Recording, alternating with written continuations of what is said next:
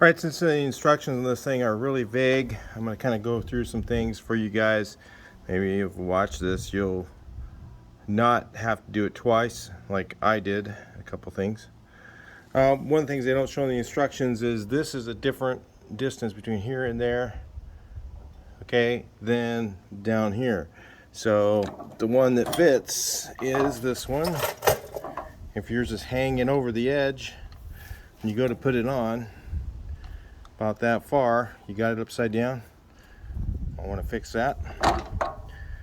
On this thing, it's the smaller washer and nut that goes on there. It's a 6mm. I had to search through the instructions a bit to figure that out.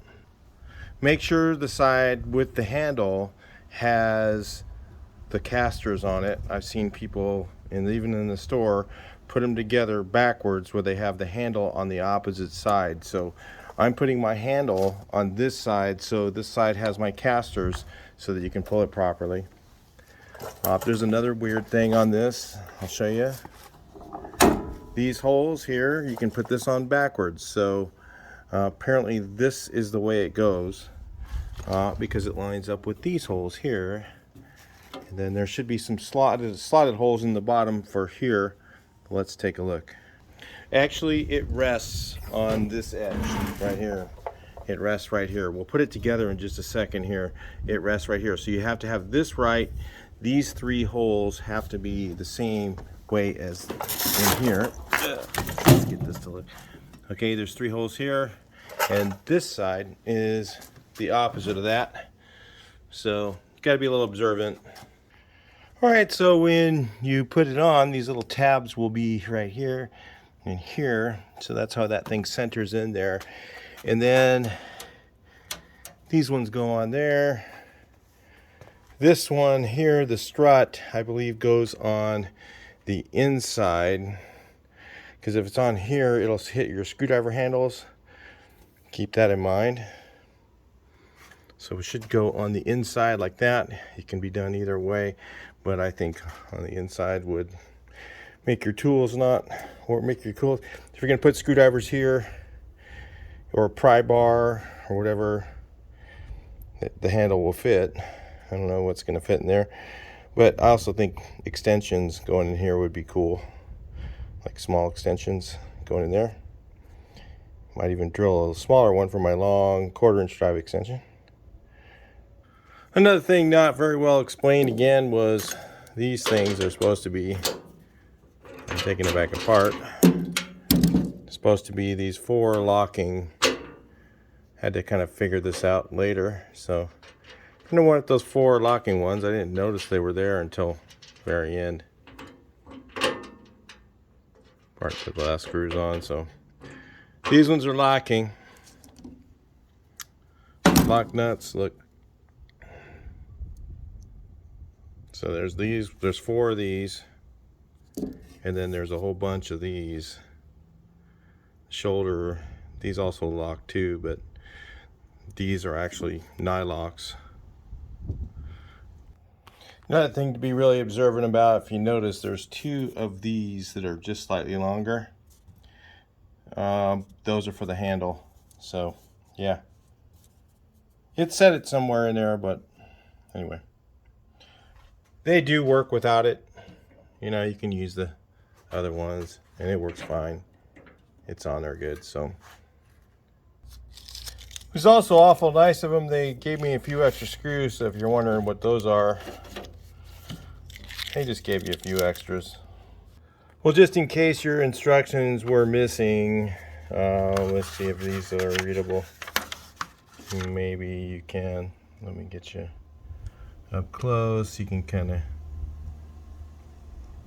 see those instructions real quick.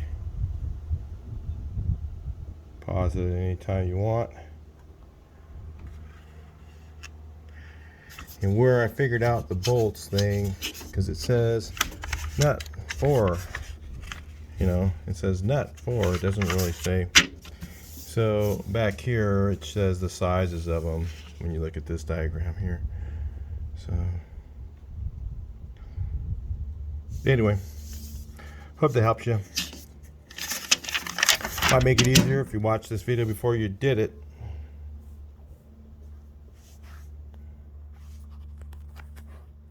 So what I did on mine is I tightened up all the bottom stuff first, and then I slid the toolbox in. You can't tighten the middle ones after the toolbox is in place, because these ones here, these brackets, again, you can't really get, you can kind of get a wrench in there if you needed to, but not really.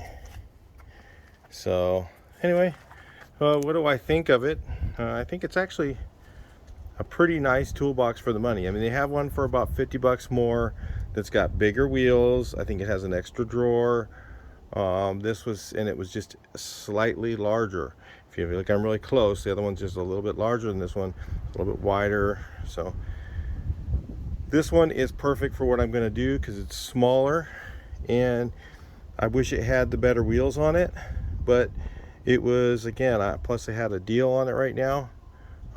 And it was 30 bucks off of the normal price, or something like that, maybe 50 bucks off the normal price if you used a coupon, which they don't have those very often on these.